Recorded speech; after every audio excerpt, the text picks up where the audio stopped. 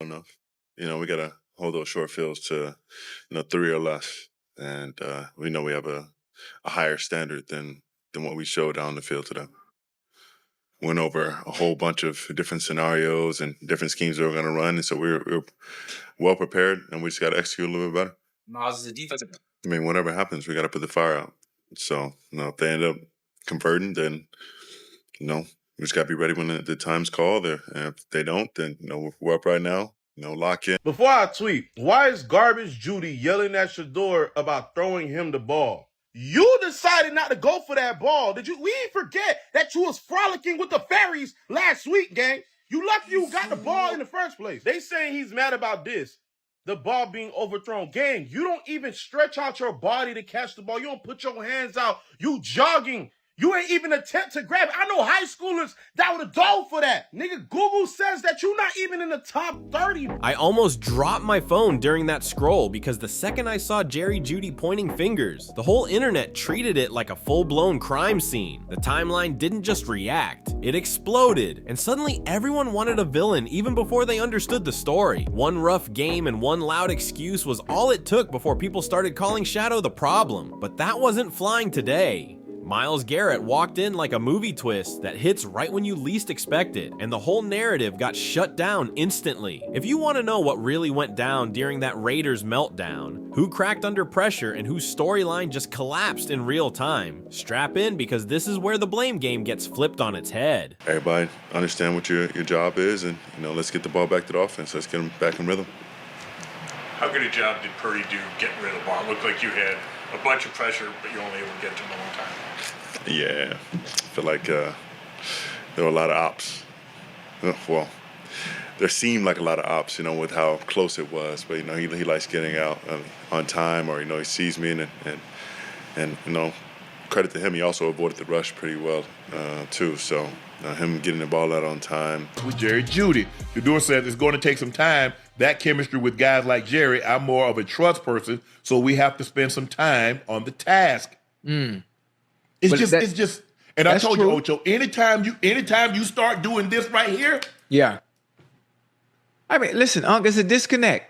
Yes. It's a disconnect. Once that Wi-Fi get on point, it's gonna be all right. You gotta understand these two ain't work together, Unc. Right. Chemistry is very important. The moment everything unraveled didn't arrive with fireworks or dramatic music. It came with one receiver throwing blame like the scoreboard wasn't already screaming enough on its own. No theatrics, no buildup, just one moment that changed the whole vibe of that sideline. One busted sequence and one emotional outburst had people acting like the quarterback, the same quarterback who spent the entire game running for his safety, was suddenly the main issue. Somehow accountability became optional the second those extra grip gloves hit the spotlight. Jerry Jeudy picked chaos that day. Real chaos, loud chaos, the kind that turns a sideline into a courtroom with no judge and way too many people trying to play attorney. Did you see this?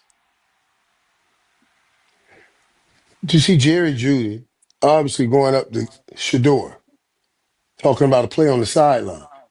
And I'm watching this joke. I'm like, this is what I'm talking about right here. I'm so sick of seeing this. I mean, these YNs, you're out of hand, man. Do you understand? It's like you can't be yelling at quarterbacks like they Low-tier wide receiver disrespecting your QB because you don't want to go for it. Steven Smith was right about you. You average.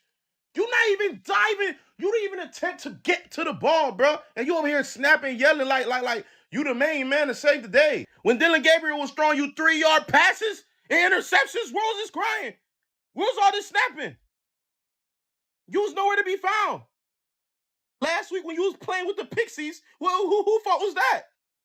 Go back to frolicking with the fairies. And for a minute, it looked like Shedeur Sanders was about to be pushed into the role of fall guy for an offense that had collapsed way before he ever threw a pass. But the outbursts didn't appear out of thin air. The Browns had just eaten a rough loss, an 8-26 punch to the chest, and everyone was hurting from it. Players were frustrated, sore, irritated, and digging around for excuses like they were searching for spare change in an old couch. Drives died early, plays fizzled out, and the offense couldn't keep anything alive long enough to matter. matter. And in football, when things start breaking, the blame starts flying faster than the ball ever could. This time though, the blame flew in the wrong direction. Shedeur spent the entire game dodging pressure, shaking off defenders like they were traffic cones, and still managing to drop passes into windows that didn't even look real. He was out there playing chess while the protection in front of him was out there switching spots like it was musical chairs. And right then, a narrative started forming. Fast. People started whispering. Was the rookie losing the locker room? Was the leadership slipping? Was the pressure getting to him?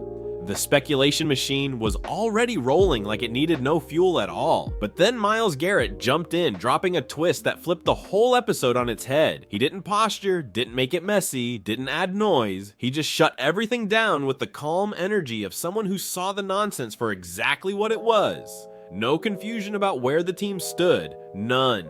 No mixed messages, no drama, just truth. The message was simple and sharp. The quarterback wasn't the issue, and the finger pointing had no place here. Unity over theatrics, film over feelings. And just like that, the entire storyline flipped. When the face of the defense draws a line, people pay attention. It tells the locker room exactly who's leading and who's just talking. It told Shadow he wasn't standing alone, and it quietly told Judy that the court of public opinion wasn't buying the story he tried to sell. You understand? It's one thing when you get to the NFL, right? You have to be able to, you have to work with your receivers. You got to work with receivers because just because you have a ball in your hand, you have a guy out there running routes, doesn't mean you have an instant connection. True. There's certain little nuances that you have to have, certain rhythms and timing that you have to know that over a course of a training camp, over a course of the off season. You should be making them your money. You can't make your money without them. It blows my mind. There's a difference. We watched last year, and I told you a couple years ago when your boy Jay Daniels came in, and you see how Terry McLaurin was with him through his development stage that first year. McLaurin wasn't getting the ball, and they were talking about how he's not going after. He don't say anything to the kid. He's saying just play your game, develop the way you gotta develop. Judy tried to flex on 12, never did that with DG. My problem is this. How you getting tough? You getting heated and tough right now? When I name off the top of my head 6 or 7 plays that caused turnovers by you, specifically by you. What are you talking about, bro? Like that's the thing that be getting me about people. And that's the things about playing. This is why playing on bad teams, and this is why tanking and saying that you're trying to lose games is a bad idea. Behind the scenes, that support hit differently. Shedeur had just gone through a physical and emotional beatdown. He was chased, hit, rushed, and questioned by the scoreboard the entire night, but he still kept firing balls like none of it bothered him. And on top of all that, he had to deal with a teammate unloading frustrations right there in front of everyone. That kind of pile-on can crush some players, but instead of breaking him, it lit something inside him. Not tomorrow, not next week, but right then, because in this game, effort without results is just cardio, and Shedeur wasn't about to settle for that. What made everything even more real was the way he owned his part. He didn't run from responsibility. He admitted what he could have done better, where he could have pushed harder, where he could have steadied the ship when everything started sliding. That's real leadership, loud, clear, and honest. Accountability without ducking your own flaws, that's the difference.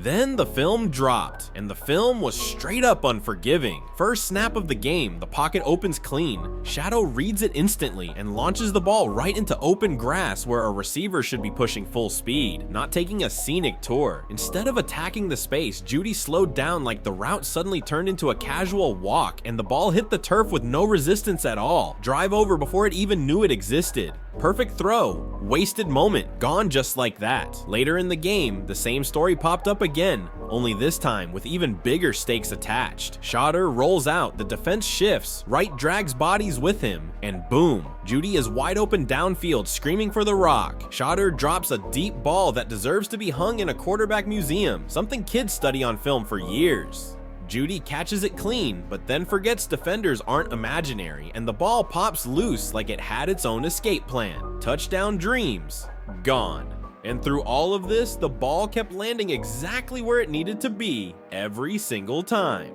That's what made the whole blame game so wild. It's tough to sell the idea that the quarterback is the issue when the tape keeps showing the exact opposite. Hard to complain about bad throws when the hands on the other end keep letting them slip. You have no choice to be popping off like that. And it's what happens because you got rookie quarterbacks and you got people trying to figure it out. And people feel like you can get that off. You can't get that off. You think you can get that off with the Bills? You think you can get that off with who? You think you could get that off with a contender? No, because there's a level of respect happen. There's a level of, oh, I know you ain't tripping. And there's a level of oh, you want to chill? That's how you moving? Come sit by me real quick. Come sit by me real quick. We'll talk to you about that later this week. To the San Francisco 49ers. So much drama in this game, during the game and after the game. But I want to talk a little bit about Shedeur Sanders. What is next for him? And the heated exchange that he had during the football game with Jerry Jeudy. It was caught by the CBS cameras. Those two guys going over something, a play on the Microsoft Surface, and just kind of arguing about it a little. But loud accusations don't need facts, just volume, and the noise was getting loud for no reason. Myles Garrett caught on to that immediately. He also understood something bigger. Internal chaos destroys teams faster than any defense on the field ever could. You can survive missed blocks, but you cannot survive a locker room splitting down the middle. So he did what real leaders do. He picked a side, and that side was the quarterback who spent the whole afternoon fighting from the bottom of a hill steeper than anyone realized. For the rest of the team, that meant the narrative was getting rewritten right there in real time. For Judy, it meant the window for public finger pointing had officially slammed shut. But the drama wasn't done yet, because as much as Judy's sideline moment got attention, the coaching decisions poured frustration right back into the fire at one of the most important points in the game. Deep in the red zone, momentum hanging on by a thread, the coaches made a call that shocked everybody. They pulled Shedeur off the field and benched him in a moment that demanded calm at the highest level. The offense never got back on its feet after that, and honestly, that single coaching call fueled Shedeur's frustration more than any sideline argument ever could. Player miscommunication affects a play, but coaching missteps shape the whole scheme, the whole flow, the whole identity of the offense. Now stack that moment on top of the dropped routes, the fumbled finish, the protection cracks, the sideline drama, and the scoreboard hitting them like a cold slap. Judy, Judy, you should be teaching Shedeur. Completely unacceptable by Jerry Jeudy. Completely unacceptable for several reasons. Number one, Judy, you the one that fumbled that play last week versus the Raiders, and Shedeur didn't come at you. You the one that had that 39-yard play. Should have been Shedeur's second, if not his biggest play of the day, had you made somebody miss. But instead, you start dancing in the open field, forced fumble. Shedeur steered Jerry Jeudy away. But these two guys definitely were not on the same page about what they were discussing. And then afterwards, Shedeur talked about the fact that it's going to take some time to develop trust between those two, to develop timing, chemistry, and for them to get on the same page and see things through the same lens. And it's almost seemed like he was capturing what happened during the game, even though he wasn't directly. Suddenly, the emotional explosion makes perfect sense. It wasn't just one mistake, and it was a whole chain reaction unfolding right in front of everyone. Still, the original question kept floating in the air like smoke. Was Shadow really the reason the offense stalled, or was he surviving in spite of the chaos around him? The tape answered without mercy. Play after play showed him manipulating coverage, shifting safeties with his eyes, throwing receivers open before they even realized they were supposed to be open. He kept escaping pressure just long enough to launch pinpoint throws, firing sidearm lasers while being spun around like he was stuck in a laundry cycle. It wasn't wild chaos. It was controlled desperation, and he somehow made it work. And despite the misplaced blame and the shaky decisions, the coaching staff finally set the record straight. Shedeur would remain the starter, not as a courtesy, not as a temporary patch, but as a real declaration of trust, loud and clear. That announcement hit the room like a final verdict. No appeal, no confusion, just truth dropped straight on the table. It told everyone exactly what the organization saw when they reviewed the tape. It told the locker room who the future really belonged to, and it confirmed what had been obvious to anyone paying attention. The quarterback wasn't being shielded by scores or excuses. He had earned real protection from the people inside the building who actually matter. Garrett's support suddenly looked even clearer than before. Leaders recognized leaders, and the defense watched a quarterback take hit after hit without cracking once. The coaching staff saw someone staying composed in the middle of chaos, and the narrative that once threatened to swallow him whole flipped completely around. Meanwhile, Judy ended up standing face to face with the reflection of his own performance, and that reflection wasn't softening anything. No crowd to hype the outburst, no highlight reel to back the accusation, just the cold, uncut reality of football staring him straight in the face. And here's the part nobody likes saying out loud: football doesn't care about feelings. The ball doesn't move just because someone is upset or frustrated. The ball moves when 11 grown professionals lock in and do their jobs at the same time with no slip-ups. One missed step, the entire play collapses. 2 missed chances, the game starts sliding away. 3 mistakes, and suddenly everyone's scrambling to find someone to blame. Yet Shedeur, with all the pressure on him, still didn't hide or dodge accountability. Even with the team standing behind him and his job secured, he kept the spotlight on himself, talking about needing to be sharper, to rally better, to hold stronger confidence, and to bring more unity when momentum goes sideways. That's the kind of talk organizations look for, not perfection, but responsibility. The wild part is that the same qualities some people tried to twist into weakness ended up being the exact reason he was trusted to lead the offense moving forward. Emotional honesty, competitive fire, and zero interest in excuses. Those traits go a long way in any building that wants real results. And this is where the uncomfortable truth finally settles in. Judy wasn't wrong for being frustrated. Losing hurts. Dropped plays hurt. Watching promising drives die out hurts. But frustration doesn't rewrite game film. It doesn't convert missed third downs after the fact. It doesn't secure catches that already slipped through 2 hands. And it definitely doesn't change who kept delivering accurate throws straight into tight windows with defenders waiting. All afternoon, Myles Garrett wasn't just defending a teammate. He was defending the truth of what actually happened on that field. Now, the locker room moves ahead with eyes wide open.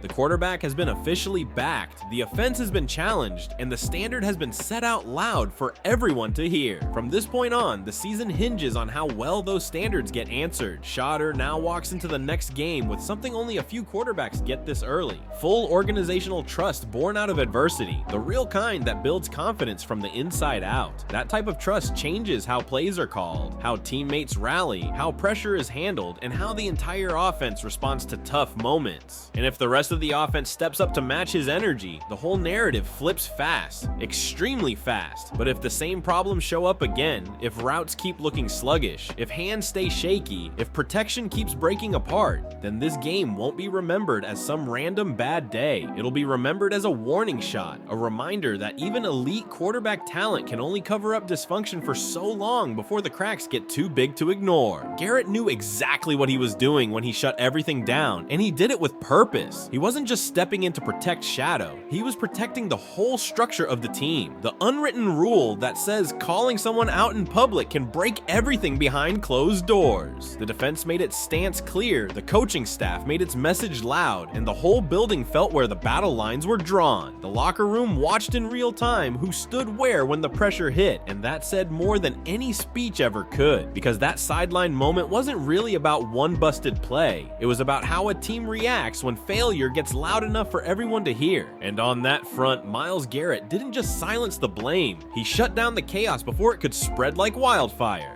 Now the season shifts into whatever comes next, and what comes next decides whether this whole mess turns into a comeback story or a weekly rerun of the same problems with new excuses tagged on. There's no fog left to hide behind now. The quarterback question is settled, the locker room stance is solid, the leaders have spoken, and the picture is clear. The only thing still unresolved is whether the offense is ready to match the level of accountability it keeps asking from everyone else. Every rote from this point on has extra weight behind it. Every dropped ball is going to feel louder. Every missed block is going to echo all over the film room. And honestly, that's the wildest twist of the whole thing. The attempt to shift blame only made the spotlight brighter on the person trying to avoid it. Trying to duck responsibility only piled more pressure on top. Because in football, just like in life, the fastest way to become the headline is pretending you're not part of the story. And the next game doesn't care who yelled, who argued, or who pointed fingers. It only cares about who steps up and actually delivers when the lights turn on. If you enjoyed this breakdown, make sure to like, share, and subscribe.